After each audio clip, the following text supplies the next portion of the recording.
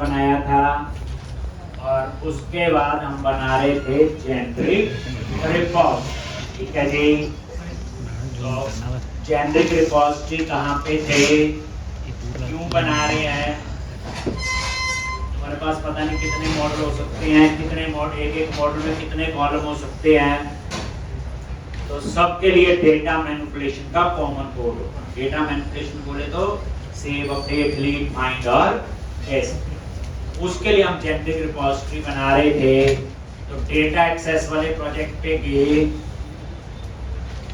और आई repository folder, repository के अंदर,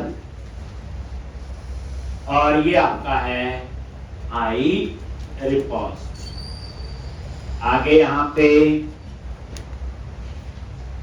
और ये सारे एक इंटरफेस बनाया था और उसमें ये मेंबर डिक्लेयर।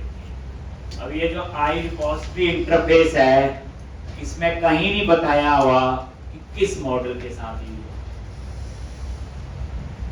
टी का मतलब टाइप, वो कोई भी मॉडल हो सकता है। वो मॉडल आपका एक कैटेगरी भी हो सकता है, कवर टाइप भी हो सकता है, एक ऐसे कोई भी मॉडल हो सकता है। एक अब उसके बाद फिर हम उसके लिए बना रहे थे क्लास।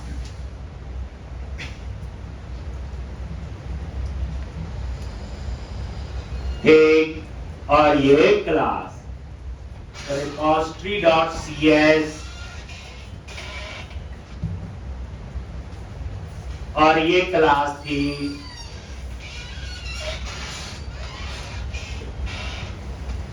और यहां पे ये इंटरफेस इंप्लीमेंट किया।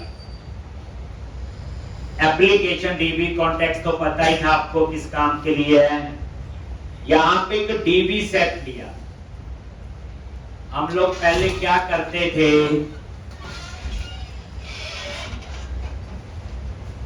एक डीबी सेट, ये देखो पहले क्या था, हम लिखते थे underscore context dot employees, department, country, state, city. तो वहां फिक्स होता था या कंट्री या जो भी हमने मॉडल बनाए होते, बट यहाँ पे फिक्स नहीं है। तो यहाँ पे मैंने एक डीबी सेट टाइप का एक वेरिएबल लिया और टी कोई भी हो सकती है, वो आपकी एम्प्लॉइज भी हो सकती, स्टूडेंट भी हो सकती, या कोई और भी मॉडल हो सकता है। और यहाँ आके पहले कॉन्टेक्स्ट को इनिशियलाइज कर दिया और उसके बाद ये है मेन चीज, कॉन्टेक्स्ट डॉट सेट। यहां क्या करेगा, टी में आपका क्या आएगा, एक जो टी है वो आपकी टाइप, एक अगर इसमें कैटेगरी आया तो डीबी सेट सिर्फ कैटेगरी के लिए काम करेगा। अगर टी में कवर टाइप आया तो ये वाला डीबी सेट फिर किसके साथ काम करेगा, कवर। एक उसके बाद बाकी तो सारे बना दिए थे हमने, add, get, remove range, update. अब हमारा रहा था डिस्प्ले वाला। तो पहले हम लोग ये बनाएंगे,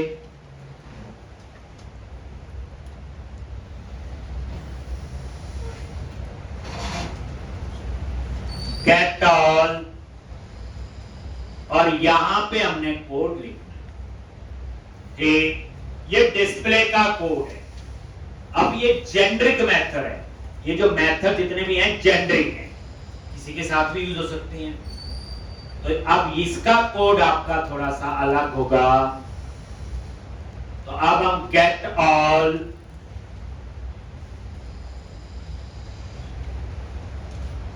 सबसे पहले तो यहां पे एक वेरिएबल लिया, क्वेरिएबल टाइप टी, और यहां पे वेरिएबल का नाम दे दिया क्वेरी, और उसमें वो डीबी सेट पास करो। और यहां पे पहले चेक किया कि filter is not equal to null, मतलब आपकी फिल्टर कंडीशन है, ऊपर फिल्टर वेरिएबल है, नॉट इक्वल टू नल, मतलब फिल्टर है। एक होता था हम तो सीधे लिखते हैं ना अंडरस्कोर कॉन्टेक्स्ट और एम्प्लॉइज और टू लिस्ट, उसके लिए कोई फिल्टर कंडीशन नहीं है। लेकिन फिल्टर कंडीशन कब होगी? जब स्पेसिफिक डिपार्टमेंट के सारे एम्प्लॉय देखने हैं। तो अगर फिल्टर कंडीशन है तो नॉट इक्वल टू नल, और ये लिख दिया क्वेरी डॉट वेयर लिख दिया, और जो फिल्टर में हमने पास किया, अगर ये नल है फिल्टर में तो इसका मतलब आपकी फिल्टर कंडीशन नहीं है, सिंपल है लिखना underscore context dot employees dot to list. अगर ये नल नहीं है, उसके बाद अगर मल्टीपल टेबल है तो include properties is not equal to null. Include properties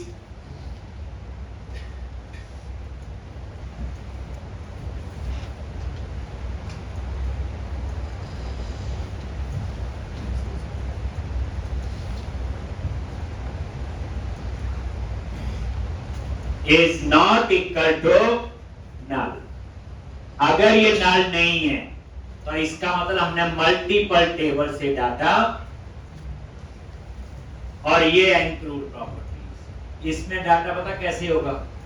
ऐसे होगा, मान लो दो मॉडल हैं, category comma cover type, category comma cover type.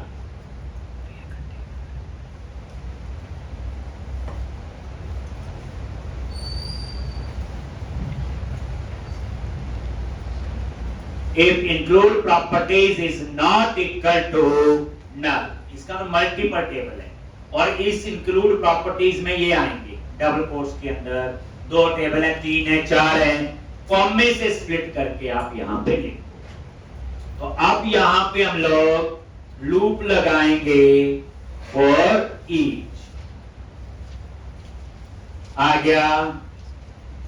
क्योंकि मैं क्या करूंगा, इंक्लूड प्रॉपर्टीज में जितने टेबल हैं उतने एलिमेंट का हम एरे बनाएंगे। तो फॉर ईच, और ये आपने एक वेरिएबल ले लिया इंक्लूड प्रॉप, कुछ भी नाम रख सकते हो, ये एक वेरिएबल ले लिया इन, और यहां पे क्या आएगा? इंक्लूड प्रॉपर्टीज, जो ये वेरिएबल है। तो यहां पे कैसे एरे बनता है? स्प्लिट मेथड होता है। कौन सा मेथड होता है? स्प्लिट। जैसे ये कॉमे से स्प्लिट करके ये उतनी एलिमेंट का एरे बनाएगा जितने टेबल दिए होंगे। जैसे यहां दो टेबल दिए हैं, दो एलिमेंट का एरे। अगर कॉमे से स्प्लिट करके 6 टेबल है तो 6 एलिमेंट का एरे। तो यहां लिखोगे include properties dot split, include properties dot split. ये स्प्लिट मेथड होता है, ये एरे बनाता है। कैसे स्प्लिट करना है? तो अब यहां पे क्या सिंटैक्स है, हर एक में थोड़ा सा अलग होता है। न्यू और ये एरे कैसे बनाएगा? यहां पे ये लॉजिक कॉमे से स्प्लिट कर,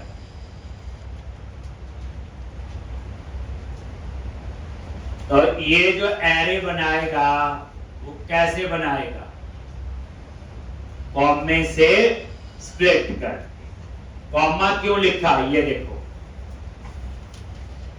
ये बीच में क्या लगाया हो? कॉमा। मान लो दो टेबल है तो दो एलिमेंट का ये एरे बना।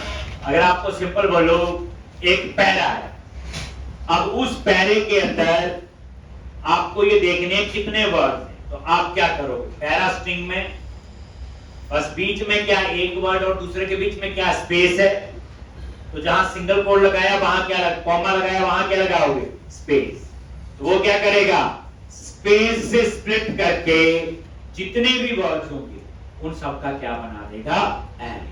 और जितने वर्ड्स का वो एरे बनेगा, एक इसका उतने ही वर्ड्स आपके होंगे।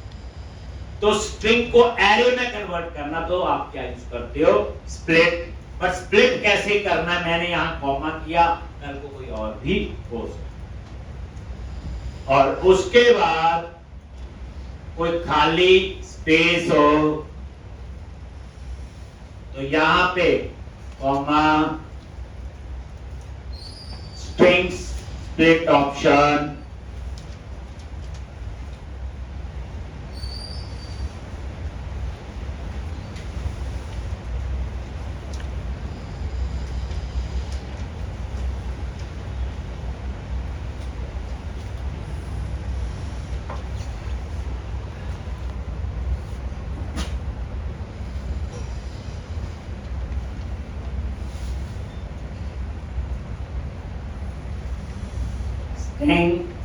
split options dot remove empty entities.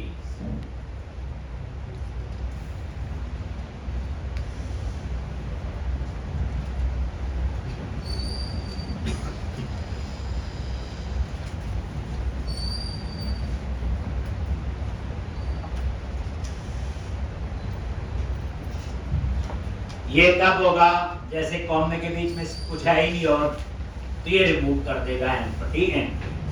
और यहां पे फिर वही जो आपका क्वेरी वेरिएबल है और क्वेरी डॉट इंक्लूड, याद करो जो इंक्लूड हम लोग लिखते है तो वही है, लिखते नहीं थे क्वेरी में इंक्लूड अंडरस्कोर कॉन्टेक्स्ट डॉट एक register dot include country state city लिखा है ना, बात तो वही है बस। तो इस तरह से ये इफ लगा दिया। अगर मल्टीपल टेबल नहीं है तो ये वाला कोड चलेगा ही नहीं, क्योंकि इंक्लूड प्रॉपर्टी में क्या होगा, नल होगा। अगर कोई फिल्टर कंडीशन नहीं है तो ये कोड भी नहीं चलेगा।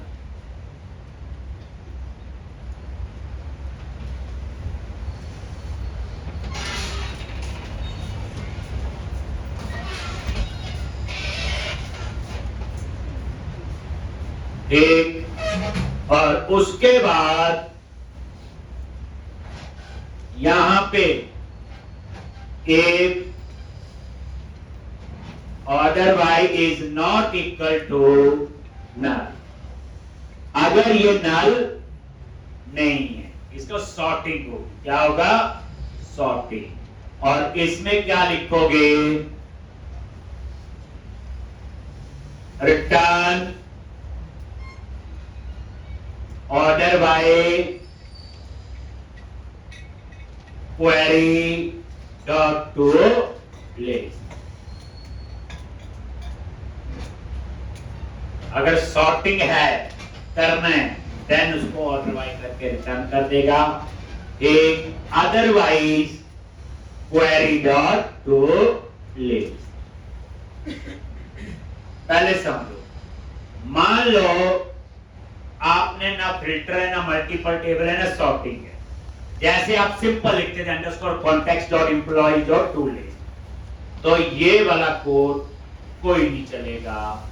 इसमें से ये वाला कोई भी कोड, बस इतना ही काम करेगा जो हम लोग लिखते हैं underscore context dot employ dot to list. अगर उसने बोला कि वेर डिपार्टमेंट ग्रेटर देन 10, अब 10 डिपार्टमेंट में 4 एम्प्लॉई हैं, 10 हैं, तो फिर आपका फिल्टर कंडीशन में ये कोड भी चलेगा। अगर सिंगल टेबल ही है तो फिर ये वाला नहीं चलेगा। सॉर्टिंग है, नहीं है सॉर्टिंग, तो ये भी नहीं चलेगा। तो मतलब कहने का वजह यह है कि ये सारे केस लिख दिए वो रिक्वायरमेंट के हिसाब से, कब चलेंगे कब नहीं।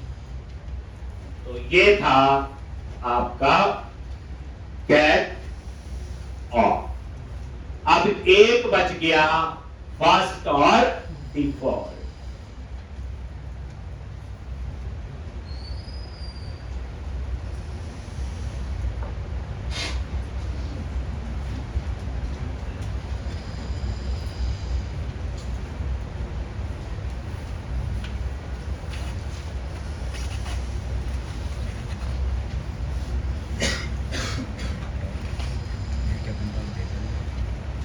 एक अब यहां पे है फर्स्ट और डिफॉल्ट। ये फर्स्ट और डिफॉल्ट में दो ही पैरामीटर हैं, इसमें सॉर्टिंग नहीं। क्यों नहीं है? एक ही रिकॉर्ड आएगा, उसे क्या सॉर्ट करेंगे, तो वो चीज तो आई क्वेरीएबल और ये और वही डीबी सेट। फिर चेक किया, filter is not equal to, then आपने ये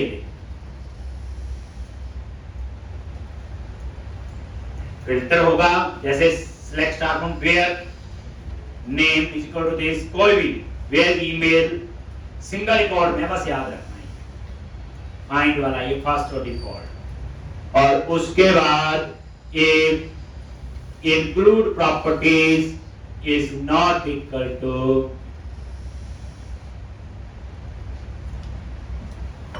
null।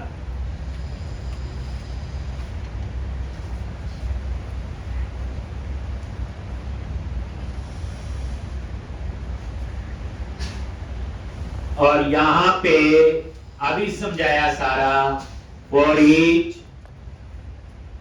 include prop वेरिएबल ले लिया और इंक्लूड प्रॉपर्टीज और स्प्लिट क्या रिटर्न करेगा, एक एरे कैसे, कॉमे से स्प्लिट करके। और यहां पे क्या लिखते हैं,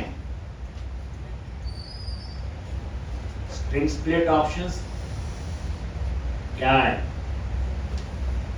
स्ट्रिंग स्प्लिट options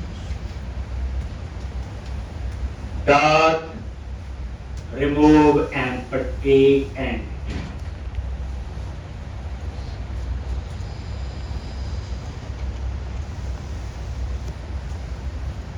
और यहां पे query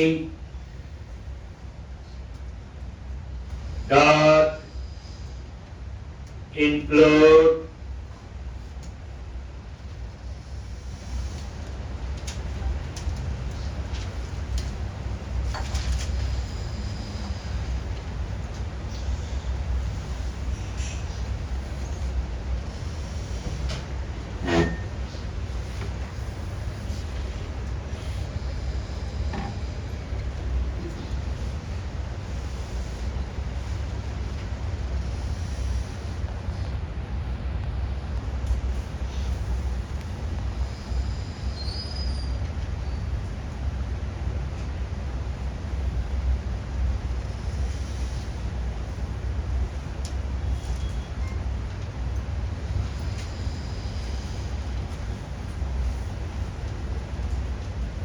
सॉर्टिंग इसमें है ही, तो यहां पे क्या करोगे, रिटर्न क्वेरी डॉट फर्स्ट और डिफॉल्ट, यही होगा क्वेरी डॉट फर्स्ट और डिफॉल्ट।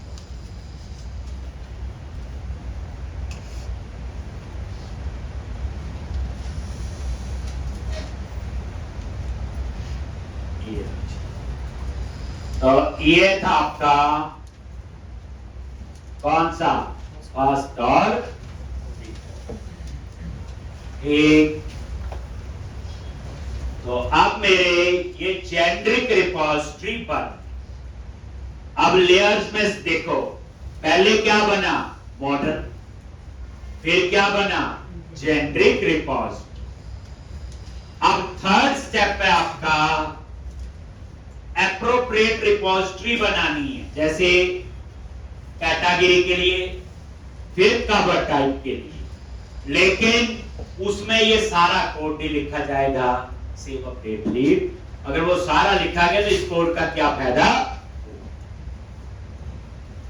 तो अब मैं क्या करूंगा, एक रिपोजिटरी और बनाऊंगा, नाम रखूंगा I category repository, that is interface. Class बनाऊंगा, उसका नाम रखूंगा कैटेगरी रिपोजिटरी। फिर कवर टाइप है तो उसके लिए इंटरफेस बनाऊंगा I cover type repository, class बनाऊंगा कवर टाइप रिपोजिटरी। ऐसे 500 मॉडल होंगे तो वो मैं 500 बनाऊंगा। तो अब नेक्स्ट स्टेप में आप आ जाओ और ये सारा क्लोज कर दो। इतना तो हो गया। अब फिर यहां पे रिपोजिटरी और आई रिपोजिटरी।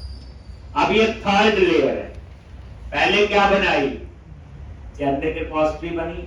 अब आपने एज पर मॉडल बनानी है। जैसे देखो, आई रिपोजिटरी फोल्डर पे राइट क्लिक किया, इसमें हमेशा इंटरफेस ही बनाने हैं। आई रिपोजिटरी में ऐड क्लास, जैसे क्लास चूज किया, यहां चूज करो इंटरफेस और इसका नाम रखो I category repository. I category repository, ये देखो आ गया जी। एक इंटरफेस कैटेगरी मॉडल के लिए, I category repository, I repository folder के अंदर। अब यहां पे ये इंटरनल आ रहा है, क्या कर दिया, पब्लिक इंटरफेस आई कैटेगरी।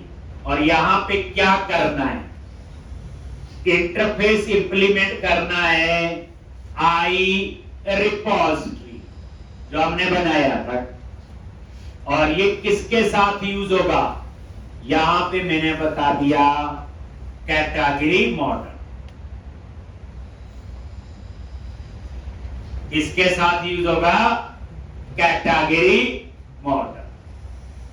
और ये देखो आई रिपोजिटरी पे F12 प्रेस करो, ये है। अब टी में क्या पास किया, कैटेगरी। तो जहां जहां नीचे टी लिखा सब जगह रिप्लेस हो जाएगा क्या, ठीक। तो इस तरह से ये आपका एक इंटरफेस बन गया आई कैटेगरी रिपोजिटरी। अब हम इसकी क्लास बनाएंगे और उसका नाम रखेंगे कैटेगरी रिपोजिटरी, ठीक। तो क्या लिखोगे, ये देखो, ये लिख लिया पहले। ये आई रिपोजिटरी क्या है, जो जेनरिक रिपोजिटरी बनाई, लेकिन आई कैटेगरी रिपोजिटरी जो इंटरफेस है वो सिर्फ कैटेगरी, तो कोड थोड़ी लिखा था, देखो बड़े। अब उसके बाद रिपोजिटरी फोल्डर पे आ जाओ और ऐड क्लास, और यहां पे कैटेगरी,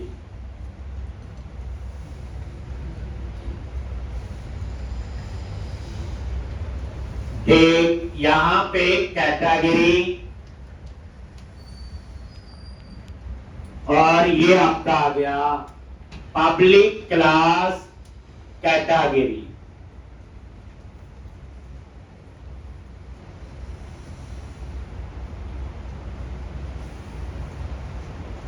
और यहां पे क्लास को इनहेरिट करना है, रिपोजिटरी क्लास बनाई थी और उसमें पास कर दिया कैटेगरी। तो ये रिपोजिटरी क्लास इनहेरिट होगी। ये देखो F12, ये रिपोजिटरी तो है और इसके अंदर ही तो सारे बनाए हैं हमने, ये तामझाम, ठीक। तो यहां पे और फिर कॉमा देके इंटरफेस इंप्लीमेंट करो आई कैटेगरी रिपोजिटरी, ये। अब ये देखो क्लास एक ही इनहेरिट हो सकती है, याद रखना, इसलिए हमेशा पहले क्या रखोगे, क्लास। इंटरफेस मल्टीपल इंप्लीमेंट हो सकते हैं, तो बाद में आप कॉमा लगा के जितने मर्जी इंटरफेस इंप्लीमेंट कर सकते हैं। लिखवाया हुआ we can implement multiple interface in single class.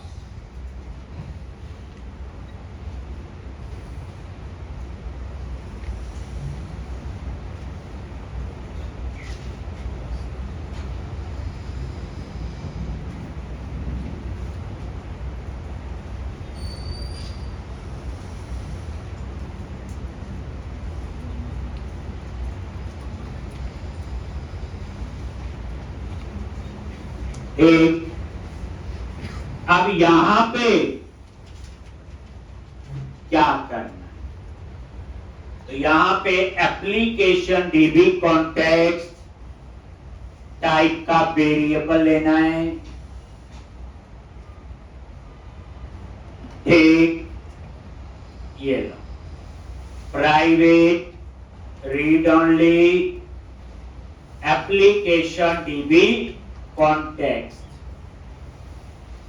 अभी जो कैटेगरी क्लास है उसमें एरर आ रही है, देखोगे रेड उसमें आ रहा है।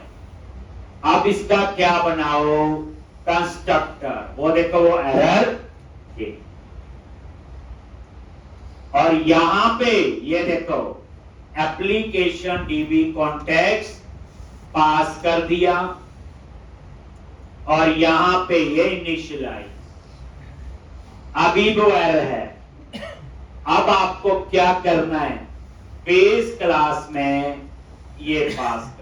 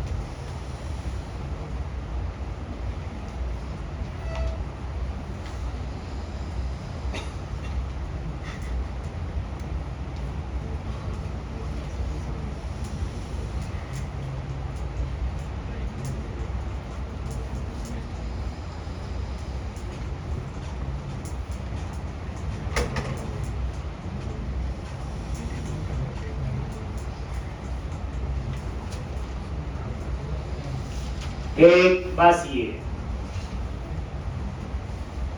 बन गई जी। ये देखो बेस क्लास कौन सी है, रिपोजिटरी। देख लो बेस पे F12 प्रेस करो भी पता चलता है, तो आ गई। और इस क्लास के कंस्ट्रक्टर में क्या चाहिए, कॉन्टेक्स्ट।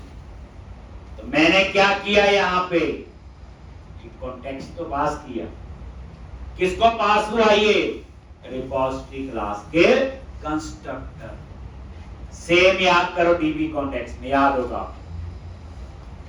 एक तो इस तरह से ये पास हुआ कॉन्टेक्स्ट किसको, रिपोजिटरी। ये देख लो बेस पे F12 प्रेस किया यहां, और उसके बाद नीचे वाला काम तो सारा करेगा। तो इस तरह से ये एक और रिपोजिटरी बन गई। अब कैटेगरी का सेव अपडेट का कोड चल जाए। हम जो एक्सेस करेंगे I category repository, category repository, I repository, और रिपोजिटरी तो उसके अंदर यूज हुआ है। दोबारा ये क्लोज किया,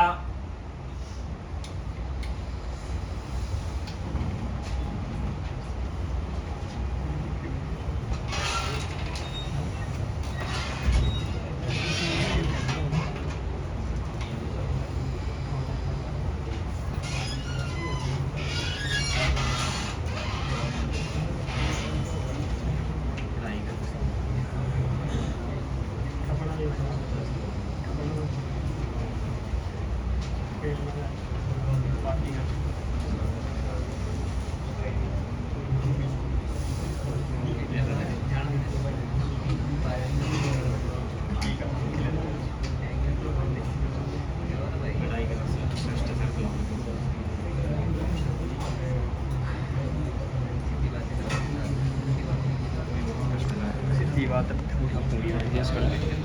वो कहती है ठीक है दिया फिर अब आप लोग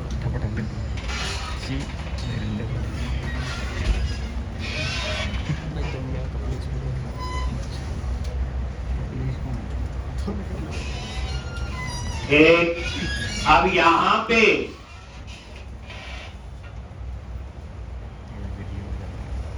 तो अब फिर आ जाओ आप आई रिपोजिटरी पे। अब मैं कवर टाइप के लिए बनाऊंगा, एक और मॉडल बनाया था, पूरी रिवीजन होगी। तो आई रिपोजिटरी फोल्डर पे राइट क्लिक किया, ऐड क्लास, और यहां चूज कर लो इंटरफेस। ये मैं तभी दो दो बना रहा हूं ताकि पता चले। और इस इंटरफेस का नाम क्या रखोगे? I cover type repository. I cover type repository. और यहां पे पब्लिक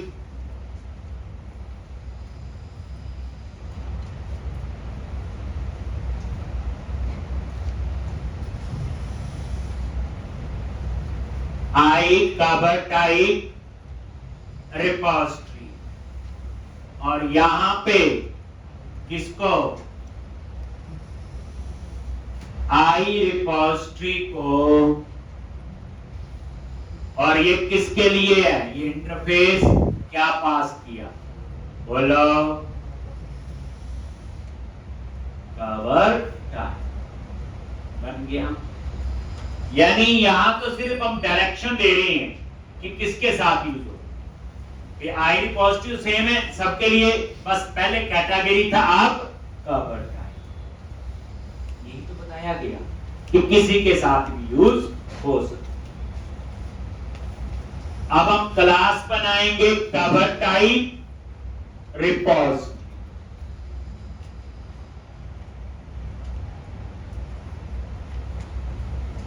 क्लास बनाएंगे कवर टाइप रिपोजिटरी।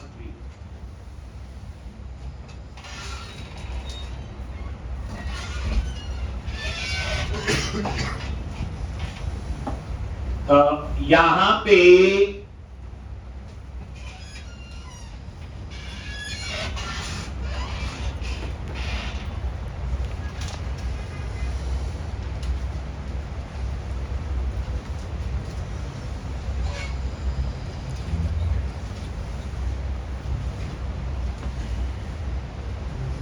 और यहां पे रिपोजिटरी फोल्डर पे आ जाओ। हम क्लास, ऐड क्लास, और उसका नाम रख दिया cover type repository.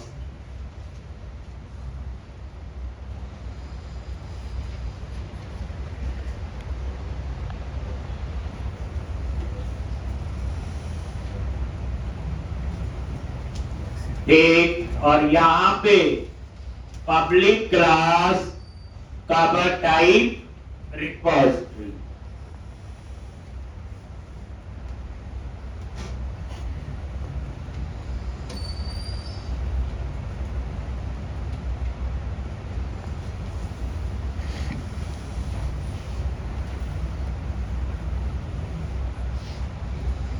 Public class cover type repository. ठीक, तो ये आपका आ गया। और यहां इनहेरिट किया किसको? Repository class. और यहां पे कवर टाइप, और ये क्या आ गया आपका? इंटरफेस। क्या ये? इंटरफेस। और यहां पे क्या लिखा था? Private read only application DB context.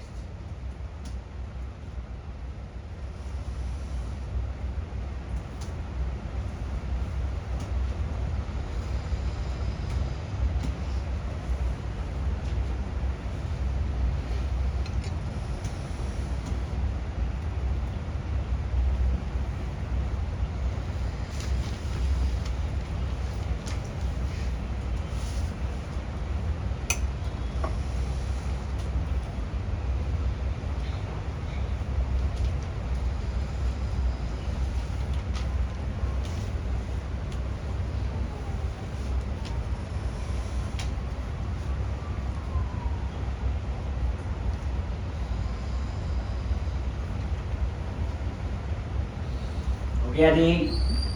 अब मान लो मेरे पास 15 मॉडल है, तो मैं क्या करूंगा?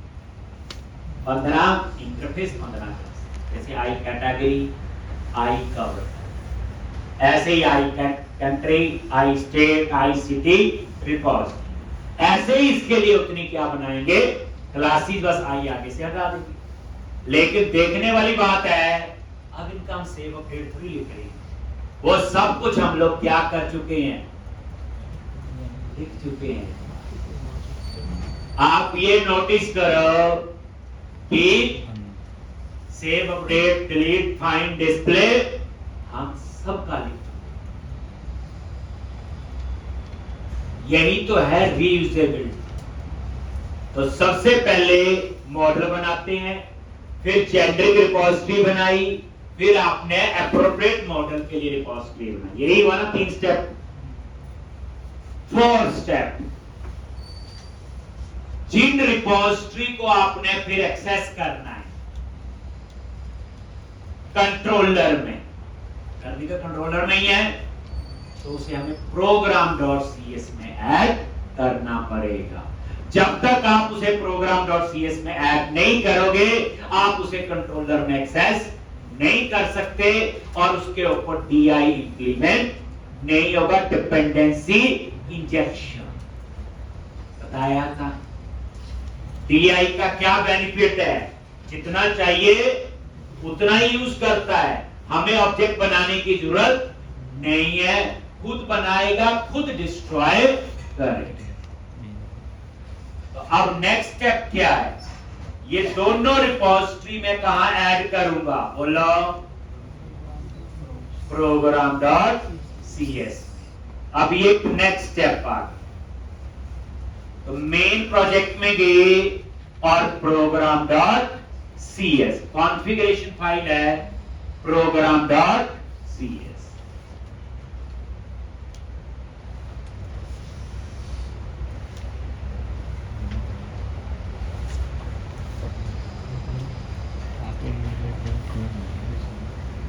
आगे अगर ये नहीं करोगे तो इनका कोई फायदा नहीं जो बनाएंगे। program.cs में गए, आप सिंपल बात समझो, इस लाइन के ऊपर आप कहीं पे भी लिख सकते हैं। ये लिखा है where app builder dot build, इसके ऊपर मैंने यहां लिखा।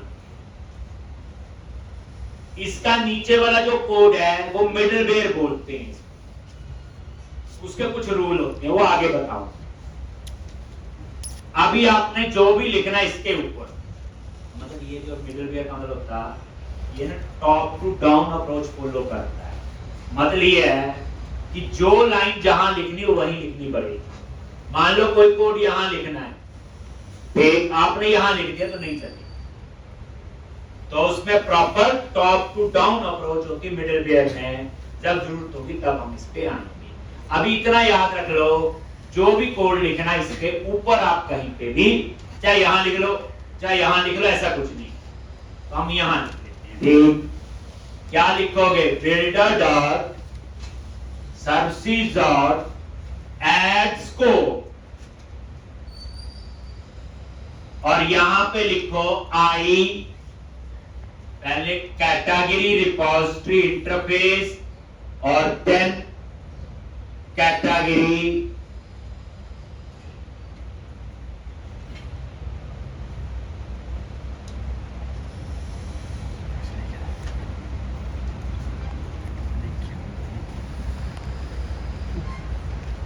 कैटेगरी नहीं बनाएंगे, पहली कैटेगरी है, सब कैटेगरी गलती तो नहीं होगी।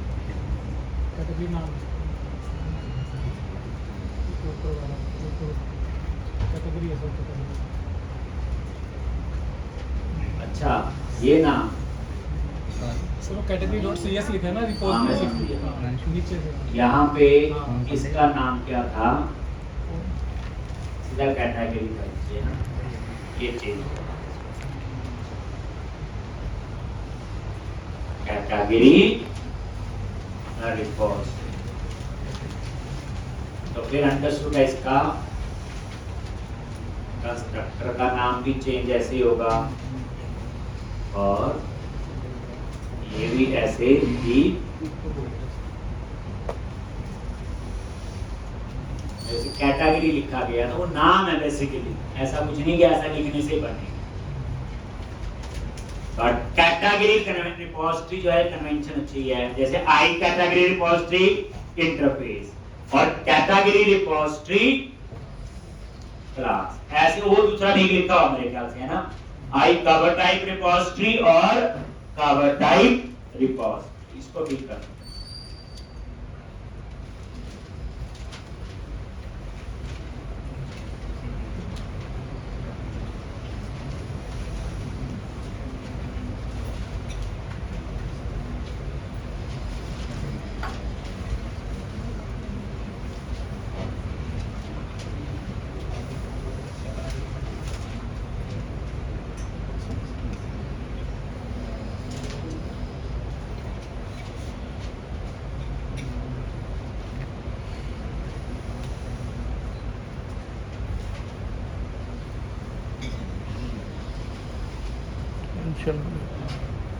एक तो इस तरह से ये था, और यहाँ फाइल का नाम भी ठीक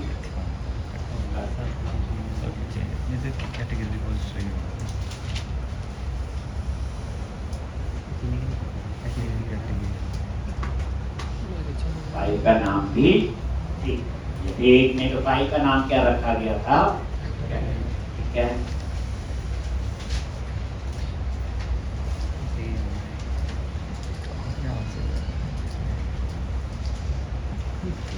कवर टाइप की ठीक बनी है, उसमें कुछ भी चेंज नहीं करना। इसमें भी चेंज ऐसा नहीं है, सिर्फ नाम में ये बेज नहीं रखते हैं हम लोग, और कुछ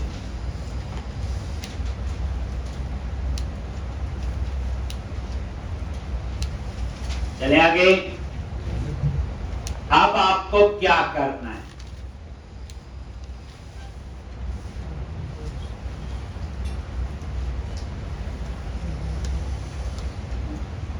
तो अब वापस प्रोग्राम डॉट सी एस, बाकी तो ठीक था। यहां आगे और यहां पे हम ढूंढ रहे थे कैटेगरी रिपोर्ट,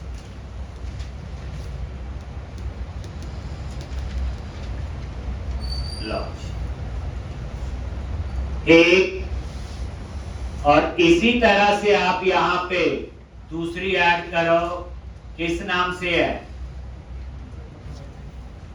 कवर टाइप, और यहां पे भी कवर टाइप रिपोर्ट।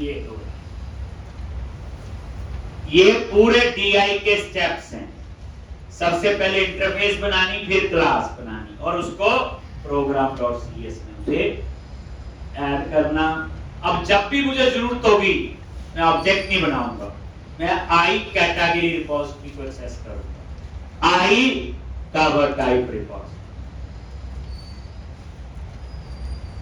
अब मान लो आपके प्रोजेक्ट में 50 मॉडल हैं, तो आप क्या करोगे, 50 इंटरफेस बनाओगे और 50 उसकी क्लासेस बनाओगे, करेक्ट? ऐसे है ना, अगर 100 मॉडल हैं तो 100 इंटरफेस 100 क्लासेस, वो तो बनानी पड़ेगी, चाहे कोड अंदर कुछ भी नहीं है, देखा आपने। फिर जितने वो होंगे वो उतने यहां भी ऐड करने पड़ेंगे प्रोग्राम डॉट सी एस में। अब ये जो प्रोग्राम डॉट सी एस है, ये तो बेचारी एक ही फाइल होगी, ये कॉन्फ़िगरेशन है, तो अगर मान लो 100 मॉडल है, 100 रिपोजिटरी, तो मुझे 100 लाइन ऐसे लिखनी पड़ेगी। जैसे 2 के लिए 2 लिखी, कैटेगरी कवर टाइप के लिए कितने लिखनी पड़ेगी? 100। और बड़े प्रोजेक्ट में तो पता नहीं कितने होंगे। तो फिर हम लोग program.cs में इतना कोड लिखना नहीं चाहिए। ठीक, इसको आप बना दो। ये होता है छोटा प्रोजेक्ट है, 10 मॉडल है तो ठीक है ये। लेकिन आप लेके चलो, मॉडल 10 भी हो सकते हैं, मॉडल 100 भी हो सकते हैं, 1000 भी हो सकते हैं। तो 1000 है तो यहाँ 1000 लाइनें लिखनी पड़ेगी, 1000 लाइन्स इन program.cs फाइल। और program.cs फाइल मल्टीपल नहीं हो सकती। तो फिर इसके लिए मैं एक लेयर और ऐड कर रहा हूं program.cs से पहले प्रॉब्लम समझ आ गई कि मुझे सारी रिपोजिटरी जो है कहां ऐड करनी पड़ती? program.cs में। अब मेरे पास 100 रिपोजिटरी है तो 100 ऐड करनी पड़ेगी, 100 मॉडल होंगे तो program.cs का कोड तो बन जाएगा। तो उससे बचने के लिए हाँ थोड़े बहुत हो, ऐसे 2-4 तो चलता, कोई प्रॉब्लम नहीं है। तो आप क्या करो, एक और इसमें ले। कैसे करोगे? यहीं पे आगे डेटा एक्सेस में ही रिपोजिटरी और आई रिपोजिटरी में जाओ, एक और इंटरफेस आप बनाओ। आई रिपोजिटरी पे राइट क्लिक किया, ऐड क्लास इंटरफेस, और इसका नाम रखोगे आई unit of work. I unit of कुछ भी नाम हो सकता है, मैंने ये रखा।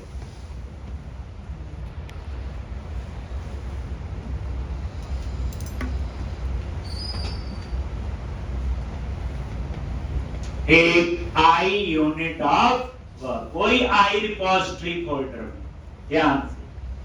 और यहां पे क्या करोगे?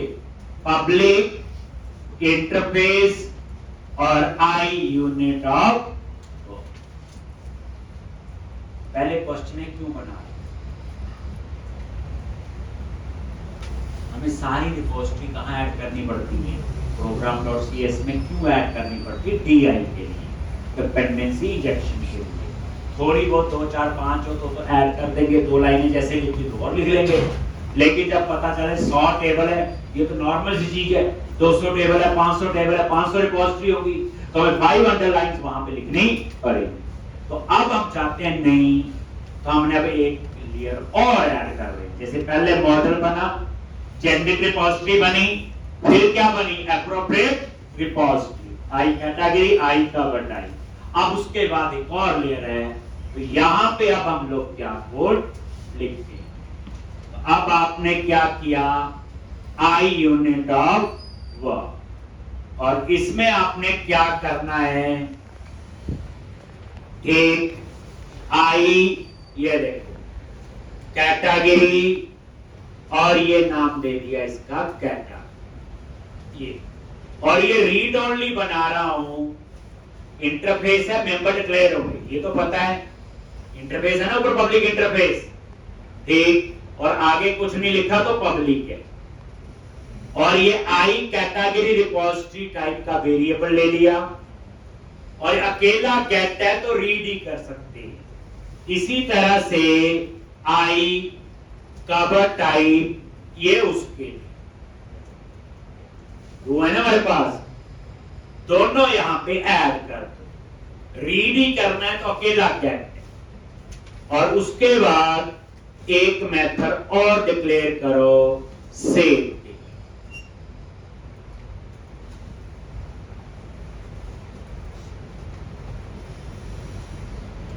अभी 2 थे, 2 ऐड कर दिए। अगर 4 होंगे तो मैं यहां 4 लाइनें ऐड कर दूंगा, 400 होंगे तो मैं 400 लाइनें लिखूंगा। ठीक, जितनी रिपोजिटरी हमने बनाई है वो यहां डिक्लेयर कर देंगे रीड ओनली। बताता हूं ऐसा क्यों। अब हम बनाएंगे क्लास, ये इंटरफेस बनाएं, और क्लास का नाम रखूंगा यूनिट ऑफ वर्क। अपने नोटबुक पे जब पूरी प्रोसेस बच्चे कंप्लीट हो गई तो इसकी डायग्राम बना दी, क्या क्या किया, डायग्राम कहां कहां क्या क्या था, कैसे, जैसे मॉडल बना, then centric repository, then appropriate repository, then unit of work, आगे क्या है, ऐसे पूरी जो है लेयर्स में बना। ये लेयर्स होती हैं। हमें अभी इतना ही पता था, मॉडल बनाओ, देन क्या बनाओ, अभी तो कंट्रोल तक पहुंचे नहीं, बड़ी दूर है। एक, अब आप लोग क्या करो, क्लास रिपोजिटरी पे राइट क्लिक किया, ऐड क्लास, और क्लास का नाम दे दिया यूनिट ऑफ वर्क।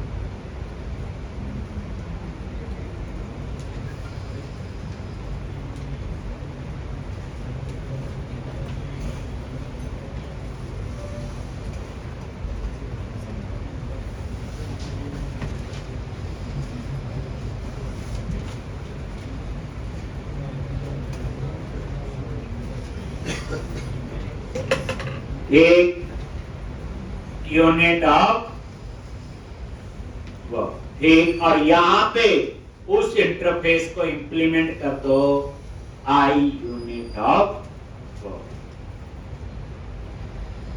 अभी बनाया, और यहां पे सब इनिशियलाइज करेंगे। तो ये इंप्लीमेंट इंटरफेस है, तो क्या करोगे, इंप्लीमेंट। जो इसमें डिक्लेयर किए थे अपने आप ब्लॉक बन के आ गए। ठीक, अब क्या काम करना है, अब वो लिखो ब्लॉक, बाद में देखते हैं नीचे। तो अब आपने क्या करना, एक यूनिट ऑफ वर्क, तो सबसे पहले वही application DB context, private read only application DB context, और इसके कंस्ट्रक्टर में आ जाओ, और एप्लीकेशन डीबी कॉन्टेक्स्ट, और ये आपने यहां पे इनिशियलाइज कर।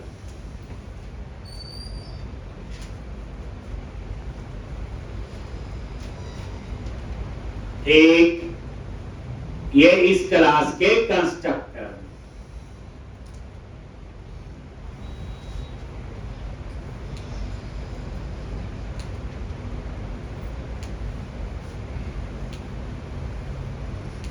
अब उसके बाद इन दो प्रॉपर्टी जो हैं इनको ठीक करेंगे। पहले इतना लिखो,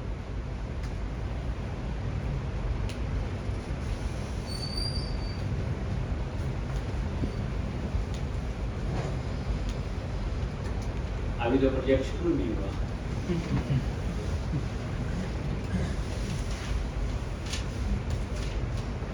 वीकेंड पे तो की होगी बच्चे बैठिंग, करनी पड़नी है, ना भी दोगे कोई फायदा नहीं।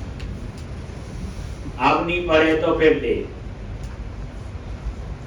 ये आप ये लेके चलो, हम जॉब कर रहे हैं और वहां पे हम प्रोजेक्ट बना रहे हैं, ये वो स्ट्रक्चर फॉलो कर रहे हैं। ये ट्रेनिंग वाला नहीं है, जैसे होता है कि पढ़ रहे हैं, टीचर पढ़ा रहा है, पढ़ा के चले गए, नहीं, बिल्कुल जैसे लाइव काम होता है, बिल्कुल वैसे। अब यहां पे ये नीचे इन्होंने क्या बनाया हुआ, कैटेगरी,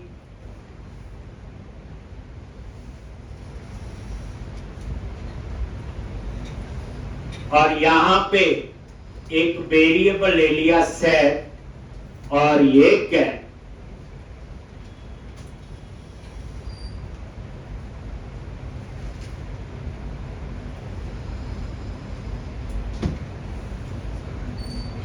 ठीक, अब एक क्वेश्चन है, सेट को मैंने क्या लिया, राइट, प्राइवेट, और सेट होता है राइट करना। तो इसका मतलब ये प्राइवेट यही यूज हो सकता है, बाहर यूज नहीं हो सकता। तभी इसके आगे क्या लगाया, प्राइवेट, अंदर यूज हो सकता है। अभी करूंगा तो बताऊं। इसी तरह से आप ये कवर टाइप में सेम प्राइवेट सेट और ये कैट, ये काफी कोड समझाएगा जब हम इसे इंप्लीमेंट करेंगे। अभी तो लिखी जा रही है, फिर आपको ये सारी कहानी और इजी लगे। मतलब कहने का अभी आप ये 50% देखो हो क्या रहा है, क्या क्या बनाया है, क्या स्ट्रक्चर फॉलो किया, आप कौन सी चीज क्यों बना रहे वो इतना पता, इंप्लीमेंट जब करेंगे तब। इसलिए आप इस पे ना कंफ्यूज हो क्या। अब उसके बाद यहां पे ये किसके लिए है, कॉन्टेक्स्ट डॉट, क्योंकि ये तो कहीं लिखा ही सेव चेंजेस। अब लास्ट में क्या करना है देखो ध्यान से, अब कंस्ट्रक्टर में इसको इनिशियलाइज करना है। क्या करना है, तभी तो गेट सेट लिया यहां, नहीं तो अकेला गेट ही है। ये देखा नहीं यहां पे गेट लिया हुआ, गेट का मतलब होता है रीड करना, रीड ओनली। तो यहां पे क्या लिखोगे, category is equal to new category repository, और इसमें क्या पास कर दो, कॉन्टेक्स्ट। इसी तरह से कवर टाइप और ये इनिशियलाइज, इन दोनों को आपने क्या कर दिया, बोलो, इनिशियलाइज। कैटेगरी को भी और कवर टाइप।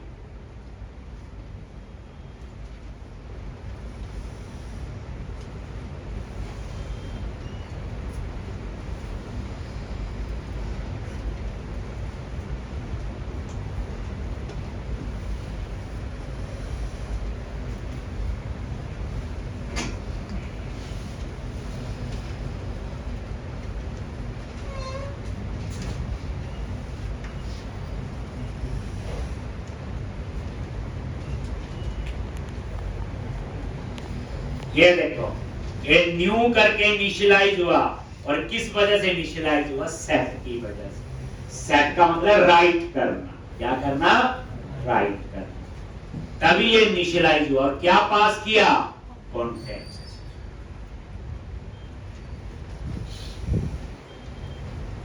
हो गया। अब होगा क्या, ध्यान से देखो एक बार। मान लो 15 मॉडल बनाए हैं, तो सबसे पहले जनरल रिपोजिटरी तो एक ही बनेगी, आई रिपोजिटरी। फिर 15 मॉडल हैं तो 15 इंटरफेस, 15 क्लासेस, और उसके बाद आई यूनिट वर्क में जाके मैंने 2 लिखी, तो यहां कितनी लिख देंगे, 15, नाम ही चेंज होंगे। और उसके बाद यूनिट ऑफ वर्क में जाके ये 2 प्रॉपर्टी हैं, तो कितनी बन जाएंगी, 15। इसी तरह से 2 इनिशियलाइज हुई, कितनी इनिशियलाइज होंगी, 15। बस ऐसे यही चीज यहां पे बढ़ती जाएगी। ये हमारी अपनी फाइल है, जितना मर्जी कोड हम लोग इसमें लिख सकते। ठीक, अब आपने बेसिकली किया आई यूनिट ऑफ वर्क सारा हमने एक जगह इकट्ठी कर ली, रिपोजिटरी। यही हुआ ना, पहले अलग अलग बनाई, अलग अलग एक्सेस करने का काम जाम था, यही था ना, अलग अलग एक्सेस करना था। अब क्या किया, एक फोल्डर में मान लो यूनिट और वर्क में सारी ऐड कर। जब भी मुझे कोई रिपोजिटरी एक्सेस करनी है तो मैं आई कैटेगरी रिपोजिटरी नहीं लिखूंगा, आई कवर टाइप में लिखूंगा, वहां मैं पहले लिखूंगा आई यूनिट ऑफ वर्क। लेकिन मैं वो तभी लिख सकता हूं अगर उसको मैंने program.cs में ऐड किया।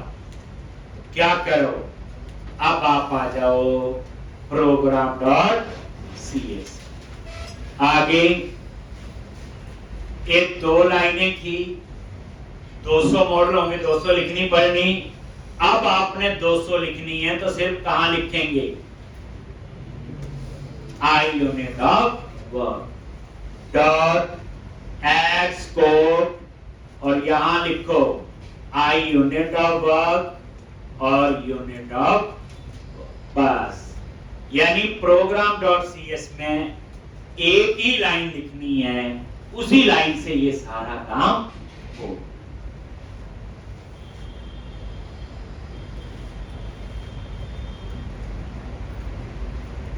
कई बड़े गुस्से से देख रहे मेरे को, देखो यही पढ़ना पड़ेगा। चाहे दुखी मन से पढ़ो, चाहे सुखी मन से पढ़ो, चाहे हंस के पढ़ो, चाहे रो के, पढ़ना तो यही पड़ेगा अगर हमें इस इंडस्ट्री में जाना है। बच्चे एक प्रोजेक्ट, जिनके पहला प्रोजेक्ट शुरू हुआ भी मेरा, इसमें आपके 35-40 लेक्चर लगने हैं। आप देखना अब आपका लेवल क्या होगा, और इसके आगे वाले प्रोजेक्ट इससे आसान लगेंगे आप, क्योंकि अभी तक हमने प्रोजेक्ट कभी बनाया ही नहीं है। छोटे छोटे कैलकुलेटर बना लेते, नोरो खेलने खुलने वाला। एक आते हैं मेरे पास ना, कई बार किसी का रेफरेंस आ जाता है, और मैंने पढ़ा क्या बनाया जी, गेम बनाई, वो पेंसिल वाली दूसरी जो, कोई कहता मैंने कैलकुलेटर बनाया, वो कंपनी ने कैलकुलेटर थोड़ी बनवाने ही नहीं। वहां तो आपको प्रॉपर बच्चे, जो सॉफ्टवेयर इंजीनियरिंग होता है ना सब्जेक्ट, उसको हम ठीक ढंग से कभी एक्सप्लोर नहीं करते। ये जो मैं चीजें बता रहा हूँ, सॉलिड पैटर्न, सॉलिड प्रिंसिपल्स, अभी तो आगे आगे देखना क्या होता है। एक अब आपके पास क्या बन गया? मॉडल बनाएंगे, 2 बनाओ चाहे 200 बनाओ, वो रिक्वायरमेंट हो गया। नंबर 1 जेनेरिक रिपोजिटरी सेव, आई रिपोजिटरी रिपोजिटरी जिसका कोई लेना देना नहीं है, 200 मॉडल है, 400 है, चाहे जो मर्जी प्रोजेक्ट हो, वो तो आपकी जनरलाइज होगी। तीसरे नंबर पे जितने आपने मॉडल बनाए उतनी ही वो रिपोजिटरी बनानी, और उन रिपोजिटरी में कोई ज्यादा कोड थोड़ा है, जस्ट हम क्या देते हैं डायरेक्शन, कैटेगरी के साथ चले या कवर टाइप के साथ। फिर सारी रिपोजिटरी को एक्सेस करने के लिए program.cs में ऐड करना था, तो मैं program.cs फाइल तो एक है, तो मैंने क्या किया, एक और क्लास बनाई, इंटरफेस यूनिट ऑफ वर्क, वहां पे मैंने जो जो रिपोजिटरी चाहिए सारी वहां ऐड कर दी, और लास्ट में जाके ये अब मैं कंट्रोलर में लिखूंगा I unit of work dot category access करो, चाहे कवर टाइप, चाहे 500 और रिपोस्ट। ठीक है जी, तो मेरे को लगता है इतना करके आएंगे कल तक, अभी भी चलेगा, अभी भी कोड लिखना है। कल हम इसका GUI बनाएंगे, कंट्रोलर बनेगा और व्यू, फिर आपको धीरे धीरे कहानी समझ आएगी।